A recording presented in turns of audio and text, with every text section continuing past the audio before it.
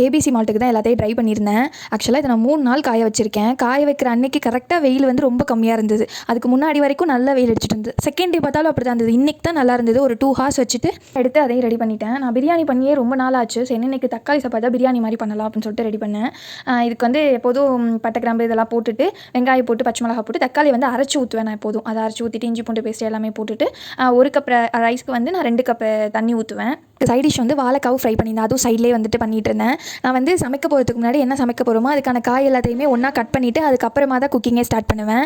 அந்த ஒன்றா ஒவ்வொரு டிஷ்ஷுக்காக கட் பண்ணிவிட்டு குக் பண்ணுறது வந்து அது எனக்கு செட் ஆகலை. நான் எப்போதுமே இப்படி தான் பண்ணுவேன். நீங்களும் இப்படி தான் பண்ணுவீங்களான்னு கமெண்ட்டில் சொல்லுங்கள். தக்காளி சாதத்துக்கு வந்து நிறைய மசாலாஸ்லாம் போடல. மிளகாத்தூள், மல்லித்தூள், கொஞ்சமாக கரம் மசாலா போட்டிருந்தேன். வாழைக்காய்க்கு வந்து உப்பு மிளகாத்தூள் மட்டும்தான் போடுவேன். பூண்டையும் கருவேப்பிலையும் கொஞ்சம் எக்ஸ்ட்ரா போடுவேன்.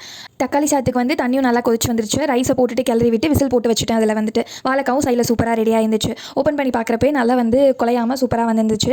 இன்னும் குக்கும்பரு போட்டு ரைத்தா பண்ணியிருந்தேன். அது வாழைக்காலாம் வச்சு லஞ்ச் முடிச்சாச்சு. லைக் அண்ட் சப்ஸ்கிரைப் பண்ணிடுங்க.